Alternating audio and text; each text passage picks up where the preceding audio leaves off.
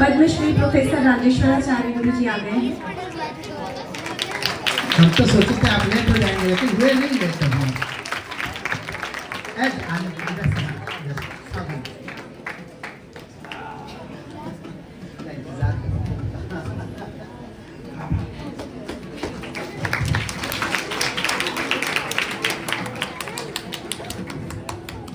इनके आशीर्वाद के बिना पूरा नहीं हो पाता है समारोह।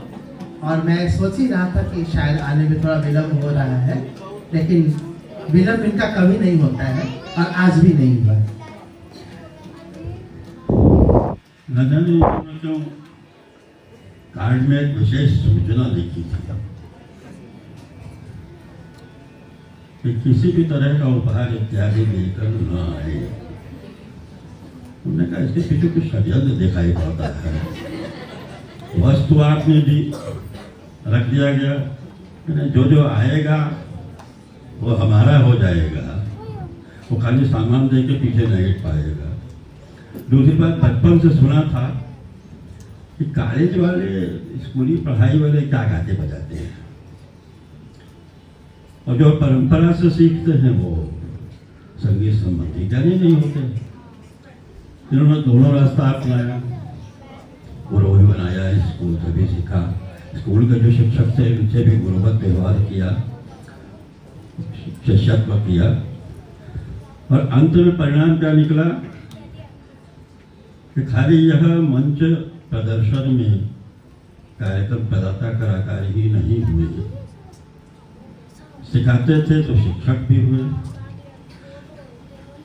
उसके बाद भी कलाकार के रूप में आप क्या कहें, जबरदस्ती आपको मानना पड़ेगा कलाकार हैं, क्योंकि प्रोग्राम दे रहे हैं, सफल हैं, सब कुछ है, तो अब क्या करेंगे, कौन सा साधन आप ढूंढें कि आप इनको कलाकार न माने, मानना पड़ा। उसके बाद फिर इनका पुत्र थोड़ा सा आया हुआ, आगे बढ़ रहा है, सब कुछ हुआ, वो शिक्षक भी हुआ। तो आज इस 60वें वर्ष में अभी तो 6 साल के हैं, जीरो का तो कोई मतलब होता नहीं।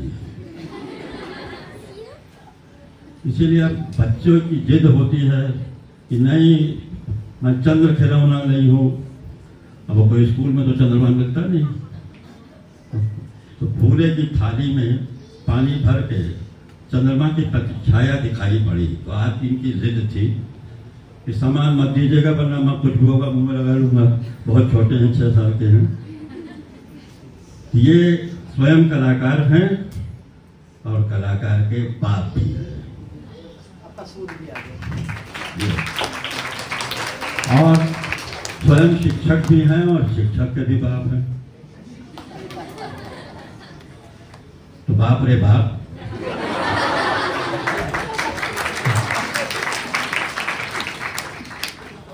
वैसे तो तुम्हारी 100वीं जयंती में आना चाहते थे, लेकिन 82 साल के हो गए हैं। ये 80, IC, UC, 84, 81, 82, उसके बाद पे दे का समय शुरू हो जाता है। 90, हाँ पे, क्या पे, जीवन में अबे तबे का भी समय आता है। भगवान करें अबे तबे के समय में स्वस्थ रहें, सही रहें, गाते रहें। बस एक घटना याद आती है, रसिक लाल अंधारिया एक गायक हुए।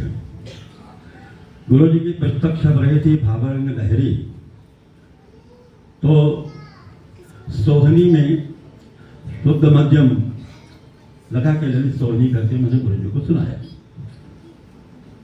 तो गुरु जी ने कहा, रसिकलाल अंधारिया ने भी ऐसी कल्पना की है, तो किताब में लिखा कि एक ही साथ यह मूर्छना पद्धति जो प्रकृति की है, वह एक ही तरह की परिकल्पना भाजपा के कलाकारों में आती है। मूल ये समस्या होती थी कि माँ माँ माँ करने के बाद फिर पकड़ना पड़ता था, तो माँ माँ करके गा तो उतरो तो गा से चलेगा। उसकी परिकल्पना इनके कारण हृदय में भी आई। 1970 में पद्मश्री पंडित किशन महाराज जी को मिली, तो चंद्रकांश में गांधार हटा के रेमा करके उनको दिया, वह भी आया। तुमने कहा एक सतत प्रक्रिया है संगीत की, जो साधना में रत व्यक्ति को सिद्धि के रूप में मिलती रहती है। इन्होंने कुछ किया हुआ है नहीं, वो देवता बीच में आ गए, देवाशीष देव, देवाशीष दे, तो विनोद ने इनके साथ संगत करके विनोद ले ले, तो इस तरह से इनको मिलता चला गया। काशी की मर्यादा, काशी की कृपा है कि जिस निर्णय पर भी भोले की कृपा हो जाती है, तो ये तो देवाशीष हैं। आगे के 20-40 वर्ष में ये देवाशीष से महादेवाशीष बने और ऐसे ही गाते रहे, बढ़ाते रहे, सिखाते रहे। यह आज से 20 साल पहले, 60 साल के नहीं, 20 साल पहले शिक्षाकार, अनुकार, रंजक, भावुक और रसिक रमेश्वर जी बैठे हुए हैं। फिर 1000 साल बाद कहीं खुदाई हुई, उसमें कहीं मिला कि ये कामेश्वर और राजेश्वर, तो पता चलेगा ये भाई भाई थे दोनों, कामेश्वर और राजेश्वर। तो देवाशीष जी से मैंने 1-2 बार कहा भी, यार रंजक तक तो तुम पहुंच गए हो, और मूड में बैठ के जब ध्यानस्थ होकर गाते हो तो भावुक का संस्पर्श कर रहे हो। अब चमत्कार छोड़ो, जिस प्रकार में तुमको प्रभु ले आए हैं, वहां के आगे भावुक और भावुक से रसिकावस्था के बाद जाओ तो समझ में आएगा कि संगीत विशेषणों और पद से ऊपर महापद है और निरापद है, मोक्ष दिलाता है, और तब तुम्हारा नाम देवाशीष और भी सार्थक होगा। यार ये लोग को माला ले आए, तुमने हमको क्यों मना किया था?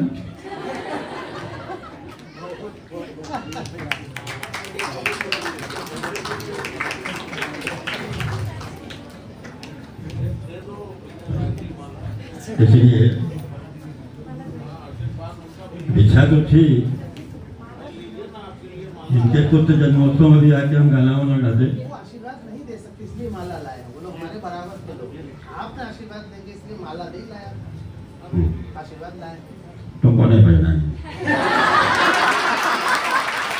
तुमने मना किया था।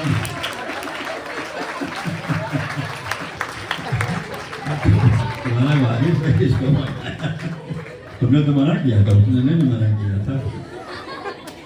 इसलिए माँ सरस्वती से प्रार्थना है कि अब तक की इनकी जो जीवन यात्रा है वो महामात्रा बनते हुए उन शिखरों की ओर पहुंचाए।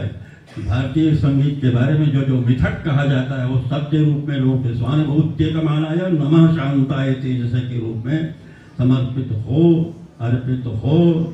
पद्मश्री सोमा को बार बार हम यही कहा करते हैं कि भगवान ने कुछ दिया है तो उसमें आगे तुमने क्या किया है।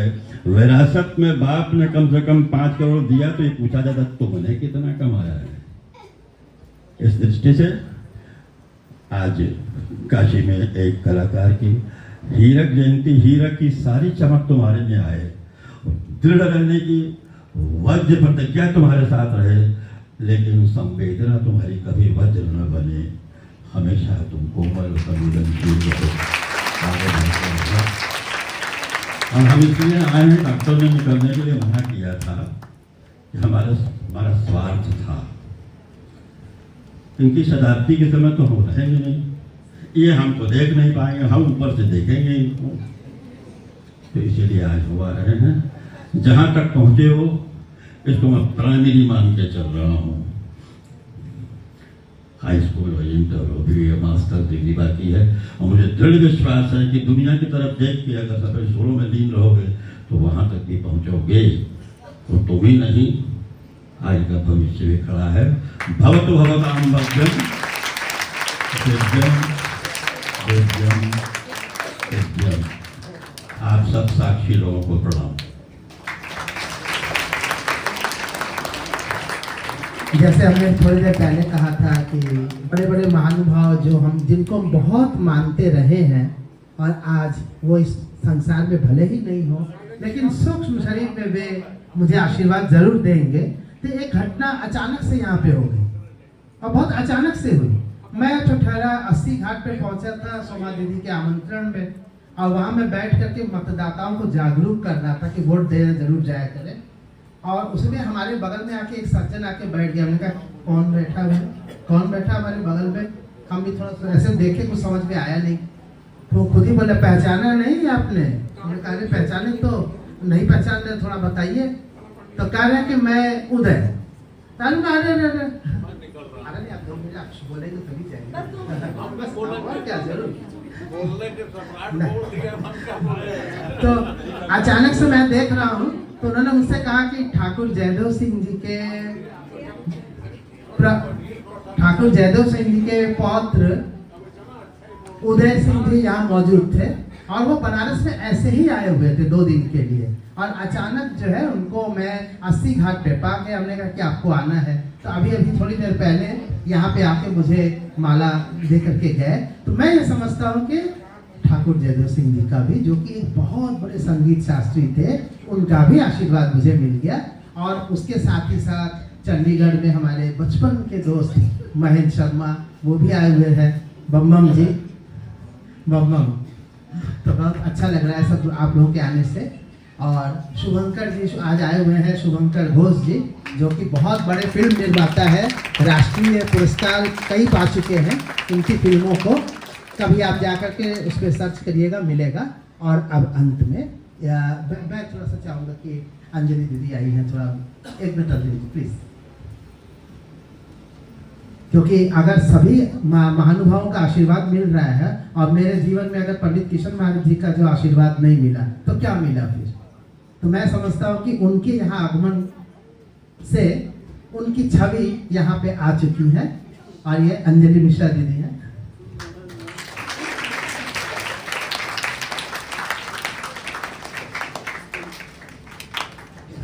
और अब इस समारोह को विश्राम देने के लिए मैं आग्रह करूंगा कि हमारे बीच में आज शिल्पायन में पहली बार आप आए हैं। मेरा बहुत दिनों से आग्रह था, मैं प्रयास करता था कि शिल्पायन में कभी आपके चरण जरूर पड़े। तो पद्म भूषण पंडित साजन मिश्र जी 2 शब्द आशीर्वाद के आप लोगों को जरूर। और इसी से इसका समापन करते हुए हम थोड़ा गाना वाना गाएंगे, जिनको आप लोगों को कोई जाए ना, क्योंकि खाना वाना खा के जाएंगे। जिन्हें बहुत मजबूरी होगा सिर्फ वही जाएंगे।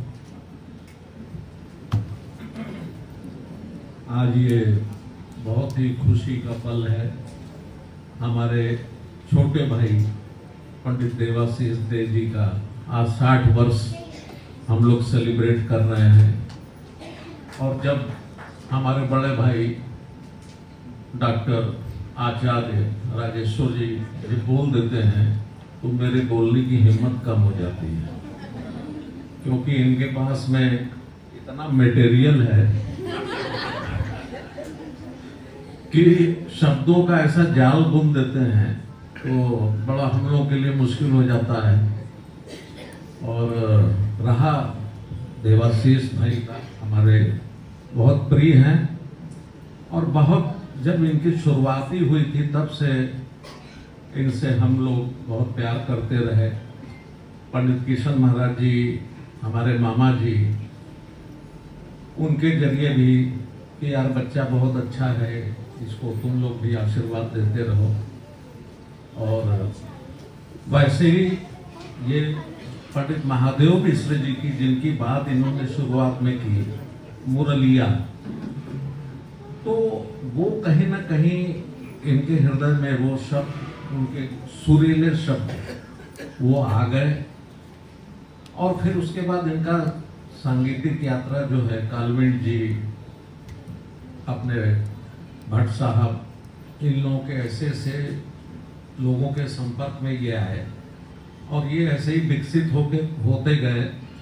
और जैसा कि अभी हमारे भैया ने बोला, राजेश्वर जी ने, कि 100वें वर्षगांठ पर मैं नहीं रहूँगा, ऊपर से मैं देखूंगा तुम्हारा 100वां वर्षगांठ।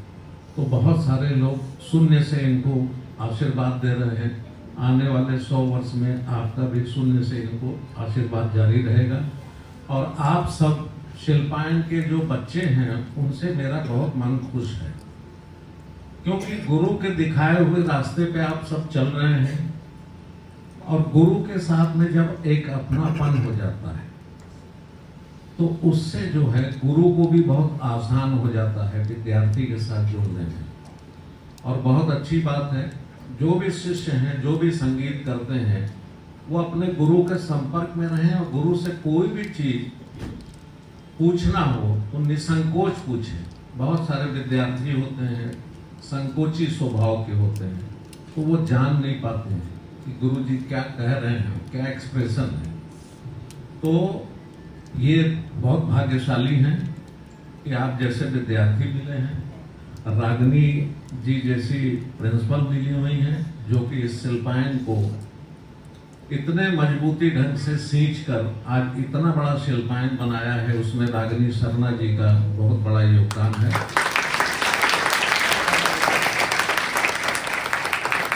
और शुभंकर इतना अच्छा गा रहे हैं, बिटिया रानी इतनी अच्छी गा रही है, तो बहुत खुशी हो रहा है कि इतने सारे तादाद में सब बच्चे सब बड़े सुर में गा रहे हैं, लय में गा रहे हैं। तो एक अच्छे गुरु की निशानी ये है कि अपने विद्यार्थियों के साथ में जुड़कर उनके सारे दोष को दूर करके और उनको विद्या दान देते रहें। तो उस मामले में ये बहुत भाग्यशाली हैं कि इनको ऐसे विद्यार्थी मिले हैं। और ये मैं कहता हूँ कि पंडित महादेव मिश्र जी का बहुत बड़ा आशीर्वाद है। उन्होंने भी जिस तरीके से विद्या दान दिया है, तो उसी सिलसिले से ये भी दान कर रहे हैं। मेरे दादा गुरु पंडित बड़े रामदास जी ने बड़े खुले हुए वरदहस्त से विद्या दान दिया, जो कि महादेव चचा भी उनसे सीखे, हम लोग भी उनके आखिरी शागिर्दों में से थे। तो ऐसे गुरु मिल जाते हैं तो विद्यार्थी का जीवन बहुत अच्छा हो जाता है। मैं बहुत ढेर सारी शुभकामना दे रहा हूँ और मैंने इनसे पहले ही कह दिया था कि भैया मुझे बीच में जाना है, क्योंकि जब बनारस में मालूम हो जाता है कि मैं आ रहा हूँ तो मेरी एक आध दो जगह बुकिंग हो जाती है। तो मेरी एक बुकिंग और है, इसलिए मैं इनको बहुत बहुत बधाई और शुभकामना देते हुए, और ईश्वर करे ये स्वस्थ रहें, दीर्घायु हों और ऐसे ही विद्या दान करते रहें। ये विद्या यही दे के जाना है, अपने साथ लेके नहीं जाना है। और आज सुन के मुझे खुशी हुई कि इतने अल्प आयु में इन्होंने 600-650 रचनाएं इन्होंने की हैं, जो इनके विद्यार्थी गा रहे हैं, बजा रहे हैं। आने वाले समय में वो रचनाएं दूसरे संगीतकार भी गाएं बजाएं, तब जाके उसकी प्रामाणिकता जो है और ज्यादा सिद्ध होगी। तो मैं ईश्वर से यही प्रार्थना करता हूं कि इनके बनाए हुए रचना को और लोग भी गाएं और लोग भी सराहें। और इन्हीं शब्दों के साथ मैं इनको बहुत ढेर सारा प्यार आशीर्वाद देता हूं।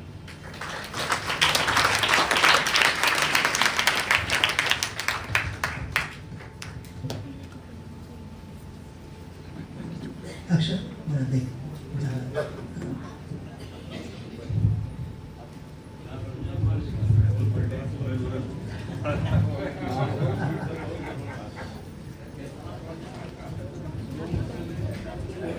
प्रोफेसर राजेश शाह जी,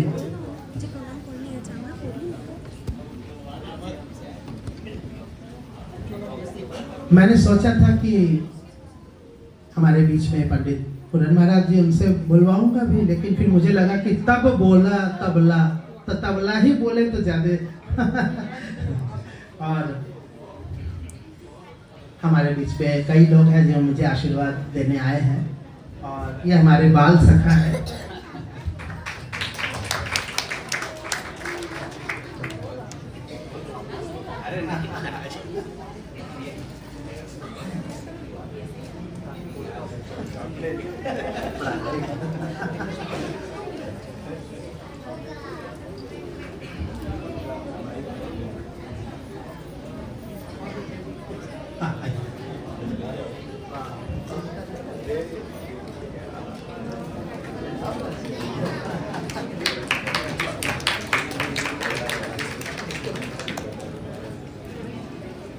ये ऐसे गर्दन ऐसे उतर जाए, भारी हो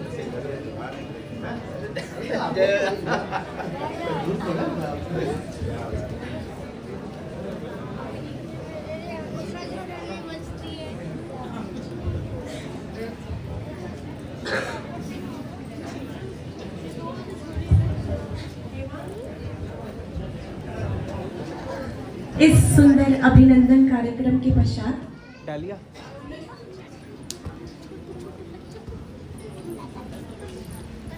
मैं चाहूंगी कि मंच व्यवस्था थोड़ा किया जाए अगले कार्यक्रम के लिए, और इससे पूर्व कि गुरुजी का गायन प्रस्तुत हो, हमारे बीच में प्रोफेसर ऋत्विक सान्याल सर उपस्थित हैं, जिनसे अभी हम लोग जिन्होंने मंच पे जो आए थे, और अभी हम लोग उनका कुछ आशीर्वचन गुरुजी के लिए वो दें, ऐसा हम आकांक्षा करते हैं।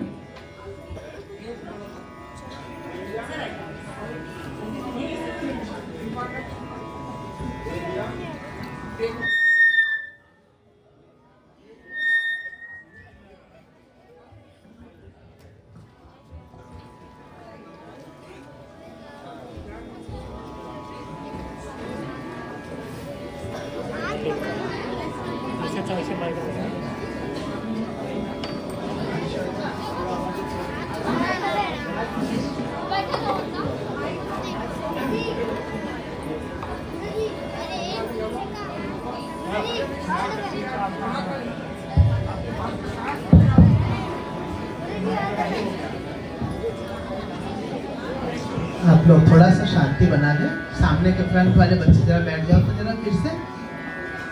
हाँ, सभी लोग याद शांति बनाए। आप जिनको आज देख रहे हैं, इनको देखने के लिए लोग बहुत बहुत मुश्किल के साथ दूसरे शहरों में जाएंगे, तो ऐसे ऐसे लोगों से मिलने के लिए लोग बहुत पापड़ बेलते हैं। आज आप लोग इनसे मिल रहे इतने सारे लोगों से, तो आप लोग शांति बना के उनको इज्जत के साथ सुनिए। आइए। अच्छा नहीं लग रहा नहीं नहीं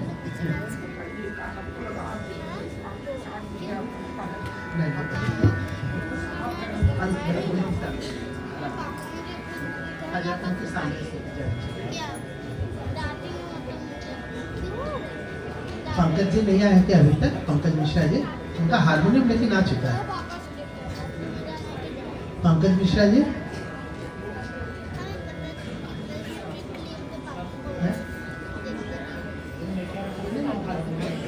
हारमोनियम रखते हैं। हाँ आते हैं, आइए।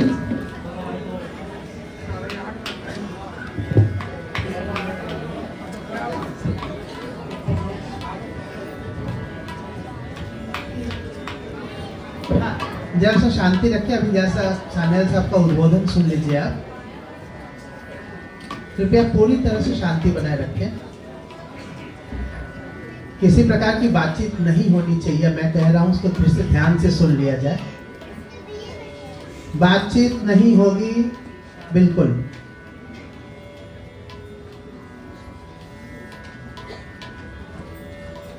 आज के इस सुंदर आयोजन में और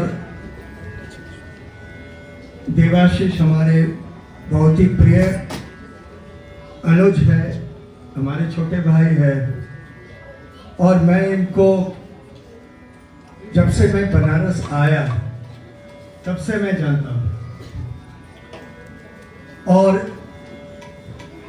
इनका जो षष्ठी पूर्ति है आज, इसके लिए मैं हृदय से इनको बधाई, शुभकामनाएं। और मैं समझता हूँ कि the number is not 60, it's 16. 60 और 16। वैसे ही इनमें स्फूर्ति है। और सबसे बड़ी बात आप लोग को मैं कहना चाहूँगा, मैं इतने वर्षों से देवाशीष को देख रहा हूँ, सुन रहा हूँ। He is a complete musician. एक संपूर्ण कलाकार, एक संपूर्ण संगीतज्ञ, और संगीत के जितने भी पहलू हैं, पैरामीटर्स हैं, शिक्षक के रूप में, कलाकार के रूप में, म्यूजिक मैनेजमेंट के रूप में, इतने विद्यार्थियों को मैनेज करना, ये अपने आप में एक चुनौती है। और एक जो पक्ष है जो शायद किसी ने नहीं कहा, मैं यहाँ बैठे बैठे सोच रहा था, ये एक विशेष बात है कि हमारी जो भारतीय परंपरा में जो शिक्षण की परंपरा है, इसमें इंस्टीट्यूशन और गुरु शिष्य परंपरा दोनों को सामने लाना, दोनों में सामंजस्य बिठाना, दोनों की जो खूबी है उसको समेटना, ये भी एक बहुत बड़ी चुनौती है। हम सब प्रयास करते हैं, मैंने भी गुरु शिष्य परंपरा से सीखा है, और balancing the two is not easy. तो देवाशीष ये काम एक चुनौती के रूप में बनारस में शिल्पायन जो है वो पनप रहा है, और बहुत अच्छी तरह से पनप रहा है। और ये दायित्व मात्र आपके गुरुजी का नहीं है, ये दायित्व आप सबका है। ये दायित्व आपका है कि आप उस परंपरा, उस थाती की जो गरिमा है सुरलय की, वो बनाए रखें। गुरुजी तो बता ही रहे हैं, एक एक चीज बारीकी से बता रहे हैं, आपको अपने अभ्यास से, अपने साधना से उसको बनाए रखना है। इस सुंदर अवसर पर मैं सही में बहुत खुश हूँ, गदगद हूँ, और देवाशीष को पुनः अनेक शुभकामनाएं, अनेक आशीर्वाद।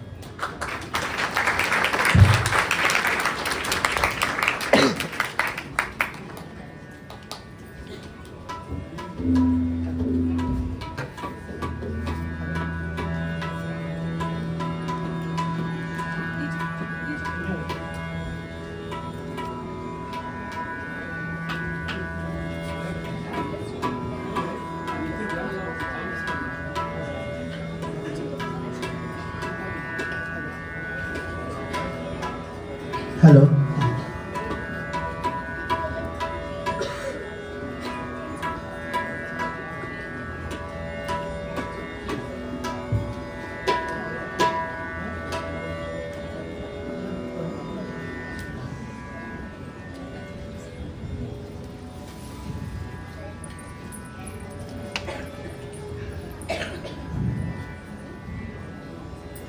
यहाँ पे काफी ऐसे लोग हैं हमारे विद्यार्थियों में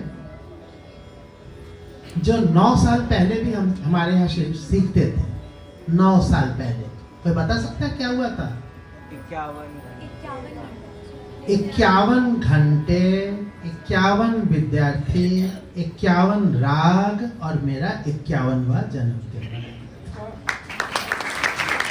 ये शुरू हुआ था 24 तारीख को शाम को 6 बजे, और तीसरे दिन 26 अप्रैल को रात को 9 बजे समाप्त हुआ था। कई सारे पुराने लोग हैं, जब 9 बजा, ये हुआ कि अब 51 घंटा पूरा हुआ, तो मैं अभी भी इसमें से एक आध लोगों को पीछे देख रहा हूँ, सब आपस में ऐसे मिल रहे थे गले, जैसे लग रहा था कि ईद के चांद का दीदार हो गया। सही नहीं? हमको अभी भी वो पल याद है जब एक दूसरे से गले मिल रहे थे कि 51 घंटा हम लोगों ने पूरा कर लिया। सोचिए, दिन रात दोपहर, उसी में भूकंप भी 3-4 बार। हम लोग बैठ के यहाँ पे गाना बजाना कर रहे, अचानक से हिलने लगा पूरा, एकदम सब उठ के भागने लग गया। हम लोग कहा कि अगर भगवान को यही मंजूर है तो होने दो, क्या करेंगे, उठ के कहाँ भागेंगे, कहीं नहीं भाग सकते। हम लोग चुपचाप बैठे रहे, थोड़ी देर के बाद खत्म हुआ। बहुत बड़ा जलजला आया था नेपाल में, काफी संख्या में लोग काल के गाल में समा गए थे। खैर, बहुत सारी घटनाएं थी 51 में। इन लोगों का दिमाग ये रागनी वगैरह का हुआ कि इस बार 60 घंटा करते हैं। हमने कहा अभी कौन बचता, कौन ये 3 दिन तक, 3.5 दिन तक कौन जगता रहेगा। बहुत इन्होंने कोशिश की, हमने कहा अच्छा छोड़ दो, इस बार छोड़ देते हैं, अगली बार 61 होगा जब, तब किया जाएगा। तो अभी से आप लोग प्रैक्टिस कर लीजिए। 61 घंटे का कार्यक्रम होगा, उसमें बड़े लोग तो आएंगे, आशीर्वाद देके चले जाएंगे, लेकिन आप ही विद्यार्थियों को रहना है। तो अभी से आप मेंटली प्रिपेयर्ड हो जाइए। और जिसको लगता है कि 61 घंटा नहीं रुक पाएंगे, बहुत दिक्कत होगी, वो तो शिल्पायन छोड़ के जा ही सकता है, उसको कौन दिक्कत है। जो रहेगा उसको 61 घंटा पूरा रहना पड़ेगा। आज से हमारा ऑर्डर पास हो गया, ठीक है। कहाँ होगा, कौन गाएगा, क्या होगा वो सब बाद में होगा, वो रागिनी मैम जानती है। खैर, आज भी आप लोग सारे लोग आए शहर के और संगीत जगत के इतने बड़े बड़े नक्षत्र का उदय आज इस शिल्पायन के आकाश में हुआ, सोच के बाहर का है। और मैं बहुत गदगद हूँ, परमात्मा की असीम अनुकंपा है, उनको मैं प्रणाम करता हूँ। आज मेरे लिए यही वक्त है कि मैं सर्वप्रथम अपने दोनों गुरुजी को स्मरण करूं। जैसा कि आप लोगों ने रचना में देखा है, हमने वही प्रयास किया था। पहली रचना ध्रुपद की थी, वो तीव्रा ताल में, उसके आरंभिक शब्द यानी पहले पहले शब्द जो थे वो मेरे पहले गुरुजी पंडित पशुपतिनाथ मिश्र जी के थे। दूसरी रचना ख्याल की थी, जिसमें पहले पहले पहले अक्षरों को मिला लेंगे तो वो हमारे दूसरे गुरुजी पंडित मुकुंद विष्णु कालवेट जी के। तो आप कहें कि बस खाली गुरुजी को स्मरण करेंगे, पापा मम्मी कहाँ गए आपके? उनका तो नाम नहीं आया कहीं। तो होता ये है कि संगीत की दुनिया में लोगों का परिचय जब पूछा जाता है तो लोग अपने पिता माता का नाम नहीं लेते बल्कि गुरु का नाम लेते हैं। ये हमारे यहाँ की एक बहुत बड़ी परंपरा, शायद ही कहीं मिले। किसी से पूछो भैया हाँ कितना बेटी हो, तो तुरंत तो कहेंगे हम उनके बेटी हैं। यहाँ हम लोग पहले ही बताते कि हम उनके शिष्य हैं, वो मेरे गुरु हैं, मैं उनकी परंपरा से हूँ। यही चीज हमारे संगीत को आज तक बनाए रखा है, बचाए रखा है कि हम लोग, आपने गौर किया ना ये बात, बच्चों ने गौर किया पहली बार हमें लगता है। किसी से पूछा जाता है कि आप वाह बहुत अच्छा गाई हो बेटा, कहाँ क्या परिचय है तुम्हारा, तो तब कोई बताता नहीं कि हमारे पिताजी हैं माताजी हैं, कहते हम उनके शिष्य हैं। मैं भी वही करता हूँ, लेकिन पिता माता को तो कोई भूल नहीं सकता। तो हुआ ये कि हमारे दिमाग में एक राग अक्सर ही कुछ आ जाता है। अब पता नहीं राग बनने के बाद वो राग पहले से एग्जिस्ट करता है कि हम बनाए समझे कि कोई हमको बना के दे रहा है ऊपर वाला, ये तो हम नहीं सोचते। क्रेडिट मिल रहा है तो ले लेते हैं, क्रेडिट मिल रहा है कि हाँ गुरुजी बनाए राग, हम भी ले लिए कि हाँ हम बनाए।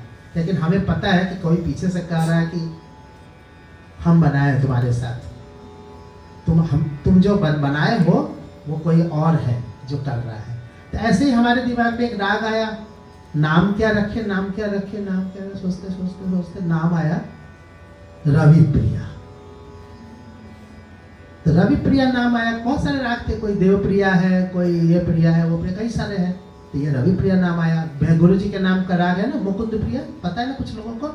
हाँ, वो ऐसा हुआ था कि उनका देहांत होने से 2 दिन पहले मैं उनके यहाँ गया था। देहांत होने से 2 दिन पहले, उस समय आदमी बिस्तर में पढ़ करके कहता है कि अंतिम ये गीता पाठ करो और अंतिम भगवान का नाम लो, और वो कह रहे थे हमसे कि एक राग बना रहे, वो हमारे दिमाग में चल रहा है। तो हमने उनसे कहा कि उसका नाम जो है ना हम रखेंगे। बोले क्या रखोगे? हमने कहा मुकुंद प्रिया। तो बोले कि नहीं, मैं अपने नाम से राग नहीं बनाता, कुछ अपना और सोचे होंगे वो। लेकिन तब तक उससे कुछ ही 2 दिन बाद जो उनका देहावसान हो गया, अचानक से हो गया।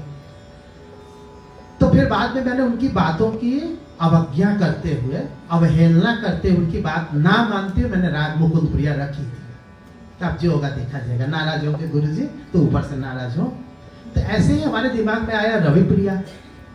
तो मेरे पिताजी का नाम है श्री, अब तो स्वर्गीय है, श्री रविंद्रनाथ दी। तो उनके नाम से रवि और उनकी प्रिया यानी मेरी माताजी, और उनका माताजी का नाम भी घूम फिर के आता है। आप सब लोगों को मालूम है ये संस्था का नाम क्या है? शिल्पायन। और हमारी माताजी का नाम क्या है? शिल्पी देव। शिल्पी वे कलाकार थी, बहुत अच्छा चित्रकार, मूर्तिकार, बहुत सारी चीज। डॉक्टर रत्नेश वर्मा जी ये माता प्रसाद के बारे में स्वागत है आपका। तो आज मैं उसी राग में थोड़ी सी, क्योंकि आज बहुत भी गाने की बात नहीं है, लेकिन इसी बहाने हम सबको स्मरण करना चाहते थे। अब बिना गाना बजाने कैसे होगा? आप लोगों ने 60 लोगों ने बैठ करके खड़े होकर के यहाँ पे बहुत सुंदर प्रस्तुति दी। अभी 2 और 60 लोग आएंगे। एक 60 हो चुके हैं, एक 60 आएंगी लड़कियाँ और एक 60 आएंगे लड़के। ये इसके बाद होगा। मैं थोड़ी देर करके ये रवि प्रिया राग आप लोगों को सुना रहा हूँ। और इतने आयोजन वगैरह करने के बाद गाने का वक्त हो नहीं पाता है।